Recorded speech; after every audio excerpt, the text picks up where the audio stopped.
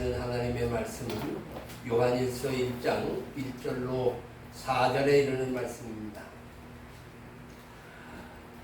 태초부터 있는 생명의 말씀에 관하여는 우리가 들은 바요, 눈으로 본 바요, 자세히 보고 우리의 손으로 만진 바라. 이 생명이 나타내신 바 된지라. 이 영원한 생명을 우리가 보았고 증언하여 너희에게 전하노니 이는 아버지와 함께 계시다가 우리에게 나타내신 바 된 이시니라. 우리가 보고 들은 바를 너희에게 전함은 너희로 우리와 사귐이 있게 하려 함이니 우리의 사귐은 아버지와 그의 아들 예수 그리스도와 더불어 누림이라. 우리가 이것을 쓰면 우리의 기쁨이 충만하게 하려 함이라. 아멘.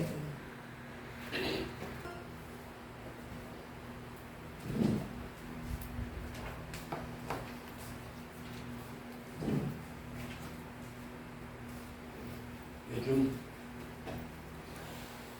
우리 사회를 아주 떠들썩하게 하는 문제가 하나 있습니다. 8.15 광복 해방의 기쁨을 둘로 나눠가지고 한쪽에서는 하고 한쪽에서는 못한다고 이러면 나라가 이런 면에서 또 둘로 나눠주는구나 이런 생각을 해요. 참 걱정스럽고 점점 더 이런 현상이 늘어나고 있지 않나 하는 생각을 합니다. 지난 주일날 제가 이미 8.15에 대한 얘기를 다 설명드렸는데 이런 겁니다. 왜 보고 들은 거? 오늘 설교 제목이 뭐예요? 보고 들은 거. 왜 보고 들은 것을 정확하게 후손들에게 얘기를 안 하냐? 이게 오래된 얘기도 아니고 79년 전 1945년 얘기고 1948년 얘기면 저 태어난 지 몇 년 전에 되어진 일이고 저희들이 느꼈던 일들이고 또 여기 계신 분들 가운데는 그런 것들도 느껴보신 분들도 있고 해방의 기쁨이 무엇인지도 아는 분들도 계신단 말입니다. 이런 내용들을 이렇게 보면서 정확하게 후손들에게 보고 들은 것을 전해주지 못하고 여기에 뭔가 생각을 가미하고 우리가 갖고 있는 어떤 일들에 자기네 쪽에 맞도록 이야기 나누고 이런 그러니까 역사적인 팩트를 설명하지 못하는 거예요. 다시 설명합니다. 1945년 일본에 미국에서 원자탄 2개를 떨어뜨리기 때문에 일본이 손을 들고 항복을 하니까 우리나라는 자연스럽게 해방이 됐습니다. 그 해방될 때 우리나라는 주권이 없었습니다. 나라가 없었단 말입니다. 그리고 모든 게 다 일본 국적으로 돼 있고 이름도 일본어로 바꿨고 이렇게 살았다는 거예요. 세금도 일본에 냈고 일본의 식민지였다는 거예요. 이걸 이미 알고 있었던 1919년 3월 1일 김인현 독립 만세를 부르면서 우리는 독립국가야 라고 이야기를 했지만 그 부분에 대해서 누구 하나 인정해 주지 않았단 말입니다. 그 이후에 3월 1일 이후에 4월 달에 들어서서 저 상해에다가 임시정부를 만들고 우리가 여기서 대한민국의 임시정부를 만들자 이렇게 된 겁니다. 근데 글자 그대로 임시정부예요. 그러다 보니까 국민으로부터 세금을 받는 일도 없었고 또 다른 나라와 외교의 관계를 가질 수 있는 주권도 없었고 나라 그러게 되면 주권, 영토, 국민 이게 세 개가 다 존립돼야 된단 말이에요. 이렇게 되기까지는 1919년서부터 잘 준비를 하고 임시정부가 만들어지고 해외나 국내에서 독립을 위해서 애를 쓰고 이러다가 애를 쓰게 썼는데 우리 힘으로 해방을 받은 게 아니라 일본에 의해 가지고 일본에 항복하는 바람에 우리가 1945년 8월 15일에 해방을 맞은 거예요. 일본의 속박으로부터 자유함을 얻은 거예요. 이후에 미국과 소련이 우리나라의 38석을 중심으로 해서 북쪽과 남쪽으로 군정 정치가 이루어지게 되고 우리는 그걸 반대한다. 신탁 반대 운동을 일으키고 이러는 과정 속에서 1948년에 재헌국회가 만들어지고 그리고 8월 15일에 이승만 대통령을 만들고 그리고 대한민국이라고 이렇게 건국이 되기 시작하는 거예요. 이 일에 대해서 유엔이 인정하고 전 세계가 인정을 해요. 그러면 그 전에는 없었느냐? 아, 있었어요. 그 전에는 이북에서 인민공화국이라고 하는 공화국으로 이미 거기서 화폐도 만들어내고 토지개혁도 하고 거기도 하나의 나라로서 그런 일을 했다. 근데 이쪽에서 인정을 하지 않는 거예요. 이 소위 말하는 세계 속에서 그거를 인정하지 않았던 것 뿐이에요. 이해되시죠? 이게 역사적인 얘기야. 이게 역사적인 팩트야. 근데 단어를 쓰기를 광복 그러면 광복이라고 하는 말은 주권을 되찾는다 하는 뜻으로 광복이라는 말인데 이 광복이라는 말과 해방이라는 말과 건국이라는 말이 막 뒤섞여버려가지고 이런 현상이 벌어진 거예요. 그 1949년 8월 15일에 제1회 건국 기념 행사를 해요. 당연히 48년에 했으니까 49년이 1회가 된 거 맞지 않겠어요? 그렇게 잘 오다가 이게 어떻게 이상하게 얘기가 되면서부터 이게 섞여버렸어요. 이런 과정 속에서 이번에 광복회라고 하는 곳에서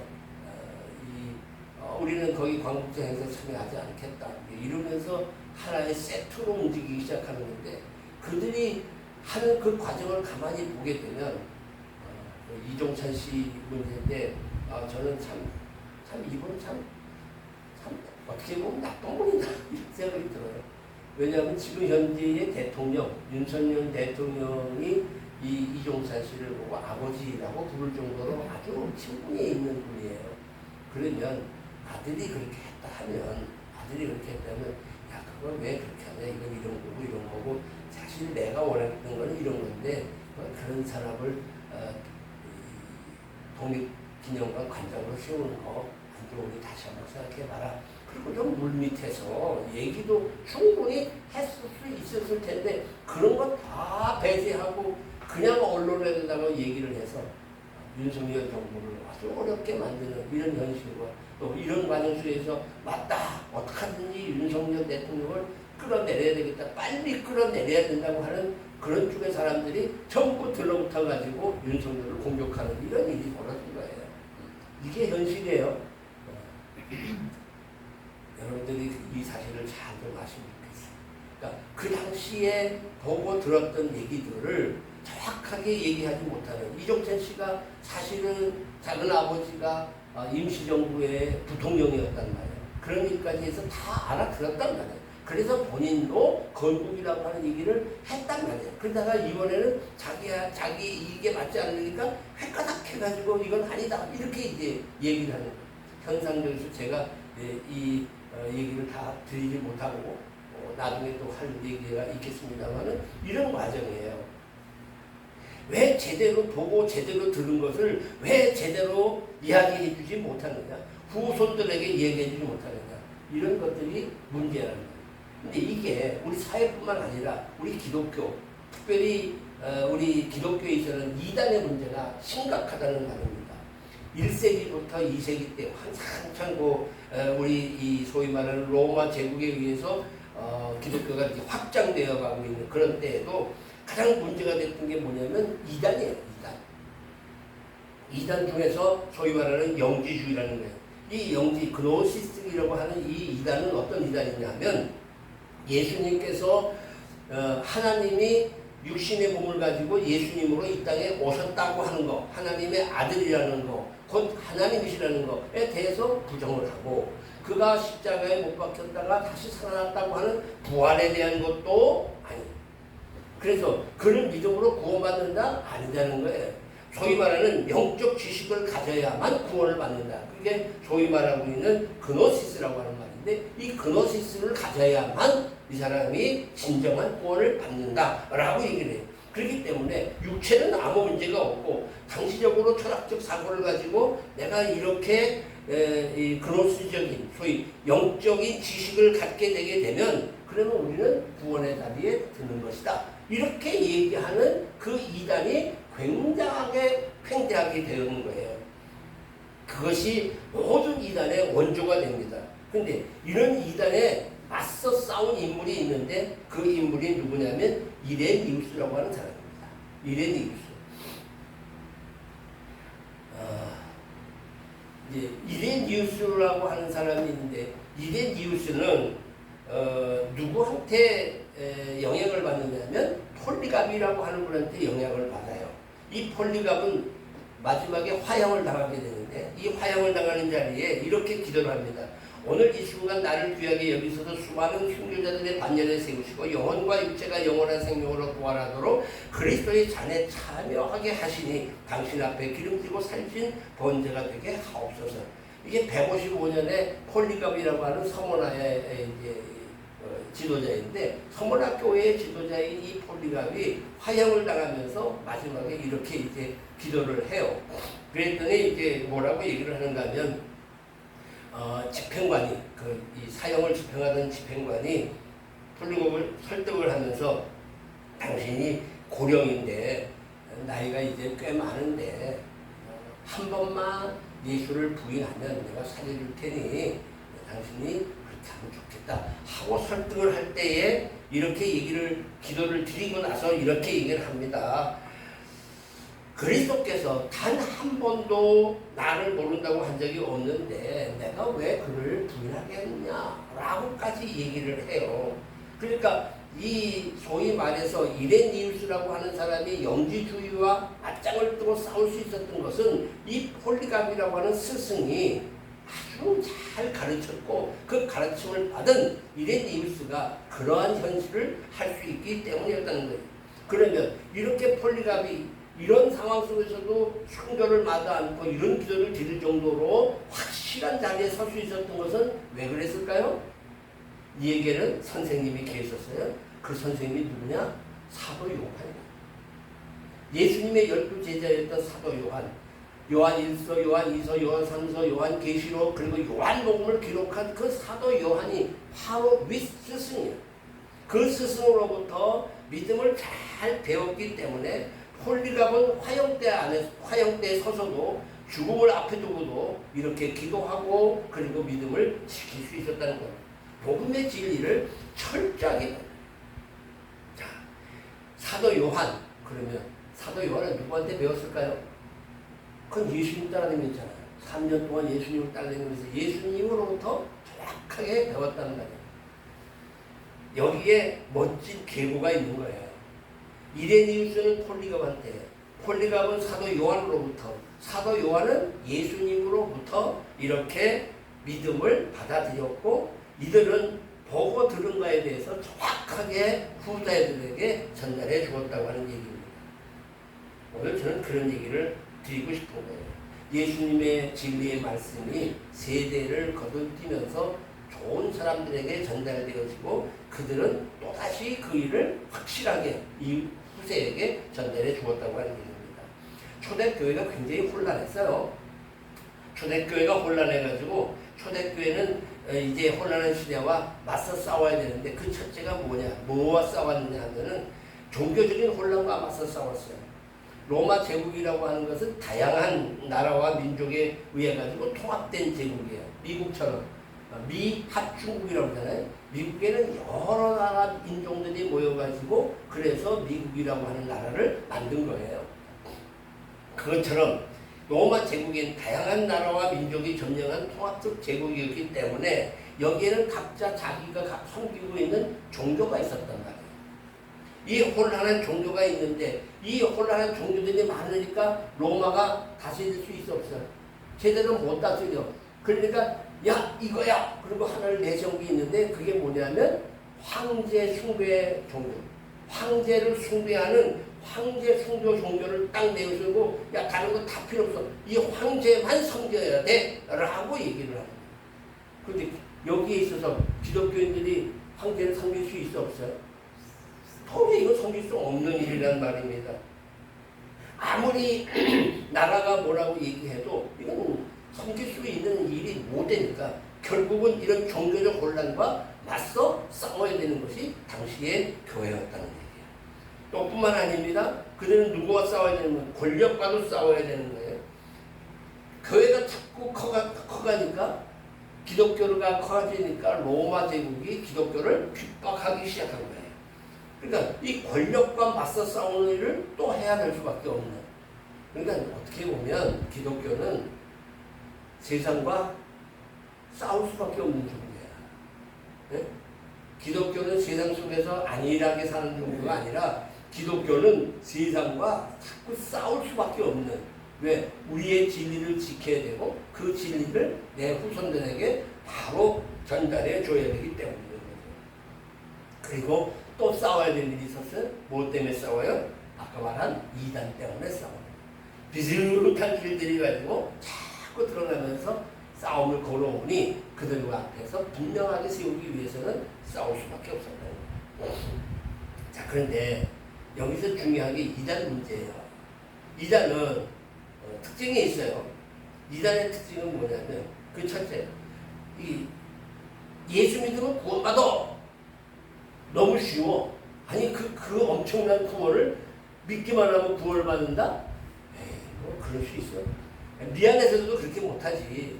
그러니까 거기에다가 너무 쉽게 구원을 받으니까 이거보다는 좀 이해할 수 있도록 얘기하면서 어떤 그 철학적인 지식을 이런 걸 좀 갖고 이런 생각을 좀 하고 이성적으로 판단도 하고 뭐 이런 걸 자꾸 보다가 삽입하는 거예요. 철학적 지식으로 만족을 주려고 하는 거예요.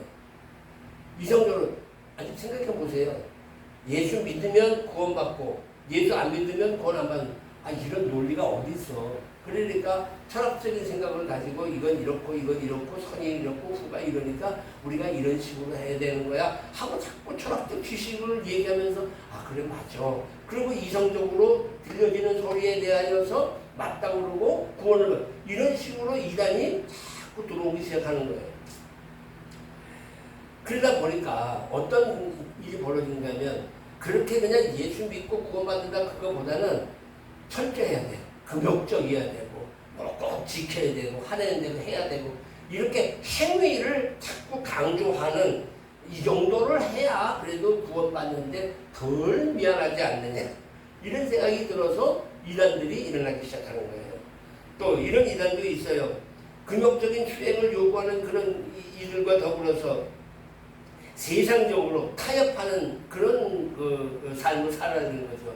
다시 말해도 그래? 구원받았어? 그럼 구원받았으면 다 죄 용서받고 이제 하늘나라 다 따놓은 당상 아니야? 그러면 됐지. 그러면 이제 이 세상은 막내로 살아도 돼. 좀 잘못해도 어때? 다 용서받았는데. 그게 이제 오늘날 구원파가 그래요. 구원파라는 말 들어보셨지? 구원파가 오늘날 그런 식이에요. 내가 구원받았으니까 맨날 며칠 매달 어디서 구원을 받았으니까 난 이제 구원받은 백성이야. 내가 남의 물건을 이렇게 훔쳐오는 것도 이거 다 하나님 나라를 위해서 내가 쓰기 위해서 갖고 오는 거니까 이거 죄가 아니야. 뭐 이런 식으로 모든 죄가 죄로 여기지 않고 이젠 그리스도 안에서 참 자유함을 얻은 거야. 그럴듯한 거죠. 그럴듯해. 이런 식의 세상과 타협하는 이런 삶을 이야기하도록 합니다. 또 어떤 경우는 자신에게만 특별한 계시가 임했다는 거예요. 그래서 내가 직통으로 하나님의 음성을 듣고 얘기를 하니까 내 말대로 하면 된다. 이게 지금 이단들의 특징. 여러분 지금 이단들이 지금도 요즘에도 보면 이런 식으로 우리들에게 다가와서 그냥 교회만 나간다고 내가 이거 구원받는 거 맞나 하고 염려할 때에 요건 이렇게 해야 되고 요건 이렇게 하고 이런 일을 해야 되고 이런 수련회에 꼭 참석해야 되고 이런 집회에 꼭 와야 당신이 계속적으로 구원받는 거야. 근데 이렇게 하다 보니까 자기도 모르게 거기에 빠져들어가는 거예요. 그 중에 대표적인 게 지금 신천지라는 거예요. 신천지는 마지막 때에 14만 4천 명만 구원을 받기 때문에 그 14만 4천 명에 서기 위해서 이렇게 해야 되고 이렇게 해야 되고 이렇게 해야 되고 쭉 열고 하면서 앞에서부터 1, 2, 3, 4를 번을 매겨서 14만 4천까지고 그 다음에 끌어버리는 거예요. 그러니까 어떻게 해야 돼? 그냥 치고받고 싸워서 14만 4천을 들어와야 될 거 아니에요. 그런 과정에 자기가 교주는 평안합니다. 여하간 어떻든 이단들은 우리들이 갖고 있는 진리에 대해서 희한하게 우리 인성을 두들기면서 우리가 진리로부터 벗어나게 하는 이런 일들이 있다는 거죠. 자, 그런데 이렇게 진리냐 비진리냐를 분간하는 기준이 반드시 필요했는데 그 기준이라는 게 뭐냐? 그거는 누구로부터 배웠느냐, 어떤 가르침의 전승이냐가 중요한 거예요. 당신 누구한테 배웠어? 물어보는 거예요. 그럼 그 사람은 누구한테 또 배웠대? 또 물어봐요. 그 누구한테 배웠대?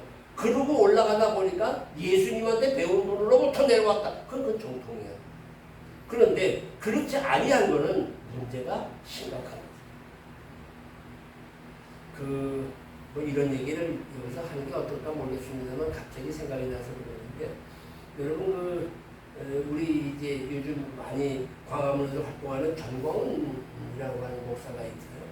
그분의 얘기를 좀 들어보셨어요? 가끔 들어보면 아주 욕도 잘하고 별소리 다 잘하잖아요. 그거를 아주 대수롭지 않게 강대상에서 그냥 욕을 해야 된단 말이야. 세상 사람도 하지 않는 욕을 쌍욕을 해요. 근데 그 사람은 누구한테 배웠는지 아세요? 그 사람은 이천석이라고 하는 목사님한테 배웠어요. 이천석은 누구냐? 한월산 기도원인데, 그 한월산 기도원의 이천석 목사는 어떤 분이냐? 상위군이셨잖아요.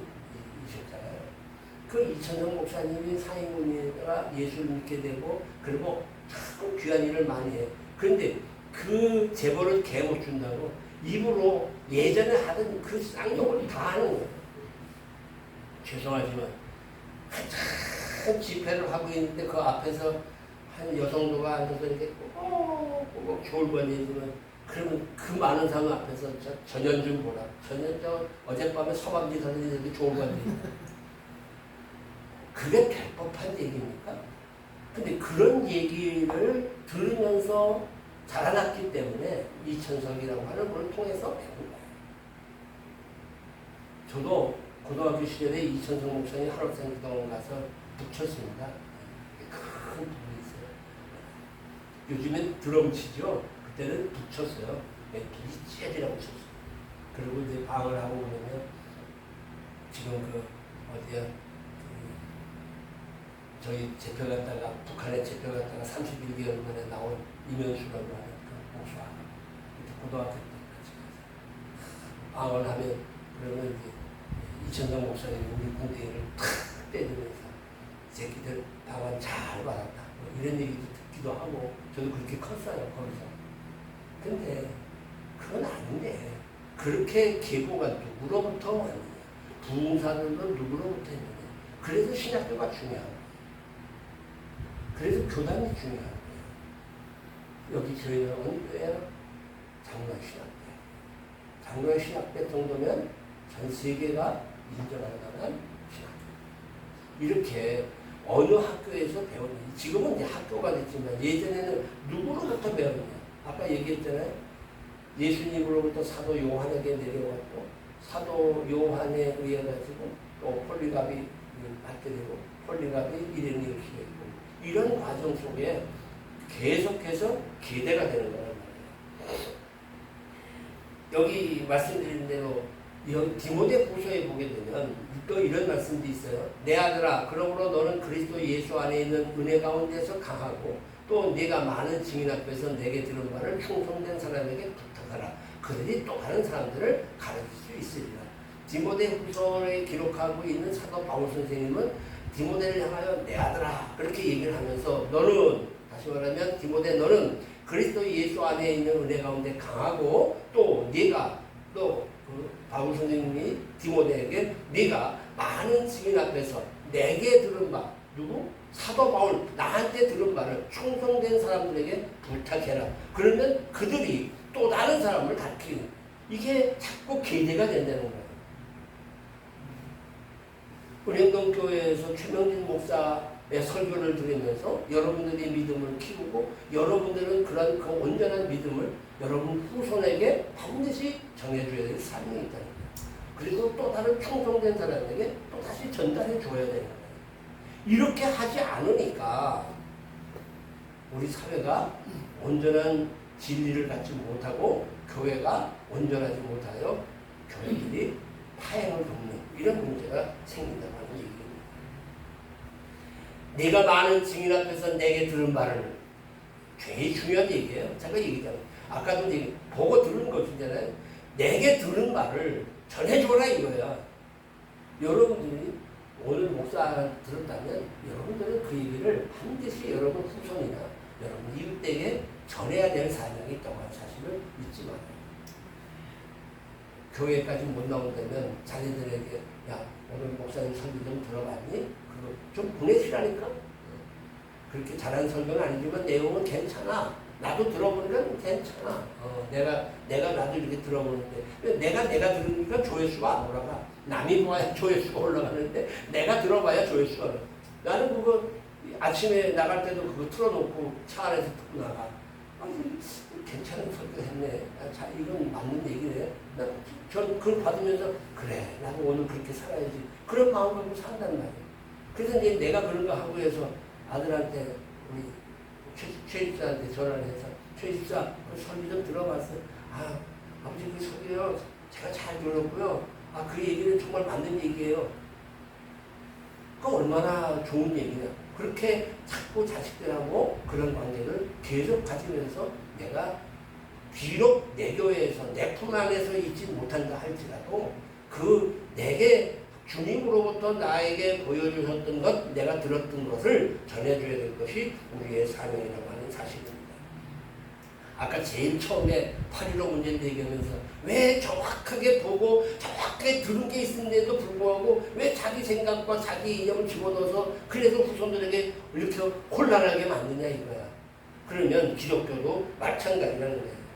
오늘 여기 디모데후서 2장에 나오는 이 얘기는 예수님으로부터 사도 바울이 이 얘기를 들었고 사도 바울이 이 얘기를 디모데에게 전달해 주었다고 하는 거예요. 신앙의 계대가 아름답게 이루어졌다는 거죠. 이런 방식으로 해서 복음의 진리가 계속해서 오늘날까지 이르게 됐다는 겁니다. 예수님께서 주신 가르침을 정확하게 전달해 주는 것, 이것이 얼마나 귀한 일인지 모릅니다. 그래서 오늘 여기 요한이 보면 사도 요한이 이렇게 얘기를 합니다. 태초부터 있는 생명의 말씀에 관하여는 누구죠? 예수님에 대하여 우리가 들은 바요, 눈으로 본 바요, 자세히 보고 우리의 손으로 만진 바라. 예수님에 대하여서 사도 요한은 이렇게 정확하게 얘기합니다. 내가 보았고 내가 들었고 그리고 내가 직접 손으로 만진 바가 되었다고 얘기를 하는 겁니다. 그래서 이 사실에 대하여 3절에 보니까 보고 들은 바를 너희에게 전한다. 너희로 우리와 사귐이 있게 하려고 한다. 이 이유는 나는 없어. 이렇게 돼서 더불어 우리의 사귐은 다시 보세요. 너희로 우리와 사귐이 있게 한다. 너희라고 하는 것은 요한일서를 읽고 있는 모든 구독자들이에요. 그럼 그들에게 이거를 전해주는 것은 너희들하고 우리하고 사귐이 있게 하려고 하는 것이고 우리의 사귐이라는 것은 아버지와 그의 아들 예수 그리스도와 더불어 여기서 빠질 수 없는 게 예수님이란 말이에요. 우리가 전해줘야 될 것은 예수님이란 말이에요. 그 예수를 증거하지 않으면 안 된다는 말이에요. 보고 들은 것은. 그러니까 다시 말하면 내가 너희들에게 가르치는 것 가운데에서 소위 말하는 위장해서 여기 덧붙이거나 빼서 전달하는 것이 없다. 절대 없다. 빼고 들은 거 없다. 절대적으로 보고 들은 것만 정확하게 후세들에게 전하는 것이다 하는 거예요. 왜? 이 가르침을 잃어버리지 않게 다른 것과 섞이지 않게 하려고. 이해되셨어요? 잃어버리지 않고 또 섞이지 않게 여기 자꾸 불순물이 섞이지 않게 하기 위해서 이렇게 사도 요한은 애를 쓰면서 넘깁니다. 이런 과정 속에서 우리는 뭘 만들었어요? 소위 말하고 있는 신조라는 거. 신앙 고백. 우리가 조금 아까 고백했어요. 이게 우리의 고백이다. 신앙 고백문들이 만들었어요. 사도신경을 비롯해서 니케아 신조라든가 니케아 콘스탄티노플 신조라든가 칼케돈 신조라든가 뭐 이런 등등의 여러 가지 신조들, 신앙 고백들, 요리 문답들 이걸 통해 가지고 그 진리를 수호했다는 거예요. 진리를 수호했다. 우리에게도 동일한 과제가 있어요. 우리는 정확하게 후손들에게 전해줘야 될 사명이 있다. 여기에 뭐가 섞였는지, 뭐가 잘못됐는지, 혹은 뭐 더 가감된 게 있는지를 알 수 있는 기준이 뭐냐? 성경입니다. 성경 외에는 없다는 거예요. 그래서 성경은 모든 진리의 기준이고 신앙과 행위의 유일무이한 법칙이다. 이렇게 말하고 있습니다. 성경에 입각한 교훈이라면 아무리 그 교훈에 문제가 있다 할지라도 아멘 할 수 있는 우리의 믿음이 되어야 한다는 얘기입니다. 그래서 저는 요즘에 그런 생각을 많이 하는 거예요. 교인 10명 앉혀놓고 설교하는 목사가 이런 말을 한다고 해서 얼마나 귀담아 들을 사람이 있었는지 모르겠지만 한국 교회가 강단에서 너무 인문학 강의를 하고 있어요. 알아들어요? 지금 제 말을? 설교는 하나님의 말씀을 증언하는 일이에요. 제가 설교라고 한 걸 여러분 보셨어요? 한 번도 설교라고 안 하잖아요. 여기 주보에도 보게 되면 말씀 증언이라고 했어요. 설교라는 말을 안 써요. 설교는 불교 설법이라고 하는 말에서 온 거예요. 설법이라고 하는 건 뭐냐면 자기가 깨달은 바에 대해서 이야기하는 거예요. 설교는 자기가 뭔가 깨달아서 얘기하는 게 아니에요. 내가 못 깨달아도 하나님이 이렇게 말씀해 하는 얘기를 하는 게 설교예요. 우리가 말하는 설교. 그래서 설교라는 말보다는 말씀 증언이 맞고 메시지라는 말이 맞습니다. 이 자리에 최명진은 가리워지고 이 자리에서 하나님이 말씀하시는 거예요. 그리고 여러분들은 최명진의 말을 듣는 것이 아니라 귀를 열어서 하나님의 음성을 들으셔야 되는 거예요. 오늘은 진리에 바르셔서 내 후손들에게 이 보고 들은 말을 꼭 전해주라고 하는 하나님의 말씀이라고 이렇게 들으셔야 되는 거예요. 오늘은 목사님이 우리가 성경을 제대로 안 읽으니까 성경 많이 읽으라고 자꾸 저런 식으로 얘기하는 거 그렇게 들으시는 건 아니라는 거예요. 이해되시죠? 그러니까 한국 교회가 자꾸 이 강단에서 하나님의 말씀의 메시지를 전하는 것이 아니라 소위 말해가지고 인문학 강의를 자꾸 하니까 너무 좋은 얘기고 좋은 말씀이에요 까지는 되지만 사람의 마음이 움직여지지를 않는 거예요.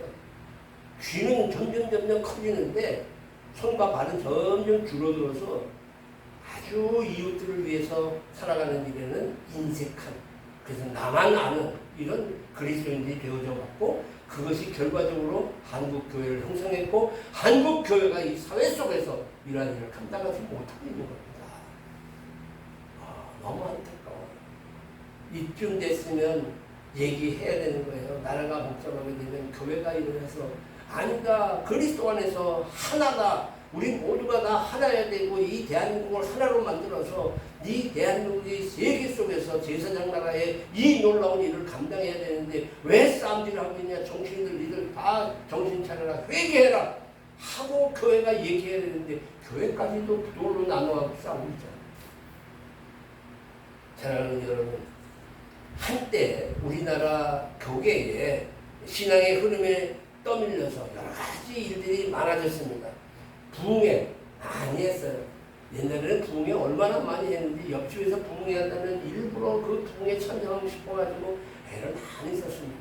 길거리 가다 보면 전봇대에다가 부흥회 한다고 아무개 목사님이 아무개 목사님 우리 동네 왔는데 어느 교회 우리 동네 어느 교회 오는데 거기 가서 좀 듣고 싶어가지고 요즘처럼 기동성이 있을 때가 아니니까 동네에 와야만 뭐 가서 한번 뵐 수 있는 그래서 부흥회가 대세였습니다. 그러다가 부흥회만 하는 게 아니라 성경 공부 그다음에 뭐 그룹 성경 공부 뭐 큐티 뭐 이런 거 그러다가 제자 훈련이 또 우리 한국계를 또 한번 휩쓸어가 그러다가 이제 그것도 이제 공부하는 게 귀찮아지니까 경배와 찬양 그래가지고 다 농구를 또 흘려가면서 손을 들고 경배와 찬양을 했습니다. 그래 그걸 다 섞어가지고 알파 코스니 뭐 해피데이니 뭐 또 이런 프로그램을 또 만들어가지고 또 교회가 축제 장치 뭐 이런 것도 갔습니다. 성경을 어떻게 읽을 것인가 성경 읽는 방법론에 대해서 애를 썼습니다. 그건 하나의 유행입니다. 다 지나가는 일들입니다. 뭐요? 다른 거 없어요. 이 성경 한 권이면 됩니다. 성경 한 권이면 됩니다. 근데 성경을 너무 안 읽어요. 문제는 성경을 너무 안 읽어요. 이 성경을 읽고 성경 말씀을 붙잡아야 됩니다. 그 단톡방에다가 성경 한 절씩 올리는 거 보니까 너무 좋더라고요. 그래요. 내가 읽다가 은혜 받은 성경 하나라도 거기다가 올리는 거 그건 그렇게 어렵지 않습니다. 요즘에 앱들이 많아서 다른 분들도 그 일일이 거기다가 안 적어도 내가 보통 거 꾹 눌러서 딱 찍으면 바로 올라가요. 그런 것도 가르쳐 드릴 테니까 신문처럼. 그렇게 해서 난 이거 이 말씀이 너무 좋았어. 꼭 눌러서 꼭 갖다 붙이고 나 이렇게 읽었어. 하면 돼요. 좀 그렇게 하자. 그렇게 성경의 말씀을 통해서 오늘 하루의 삶에 집중이 되어진다고 한다면 그것이 예수님 전체가 되는 것이고 내가 예수님을 통해서 보고 듣고 공부를 후세들에게 전해주는 일입니다. 곤란한 시대의 진리의 끈을 붙잡고 살도록 우리는 최선을 다해야 됩니다. 바로 우리가 이것을 내 이웃들에게 증거하고 아니 내 후손에게 먼저 전해야 될 사명이 내게 있음을 잊지 말고 나도 주님을 기도하는 가운데 보고 듣고 본 바를 반드시 전해줄 수 있는 우리의 삶이 되어줄 줄 믿습니다. 날이 더워집니다. 그러나 멈출 수 없는 성경 읽는 일들 그리고 이 놀라운 사실을 전하는 일을 최선을 다해서 행하는 여러분 되시기를 주님의 이름으로 축원합니다. 은혜와 사랑의 아버지 하나님 오늘도 저희들을 주의 거룩한 전에 불러주시고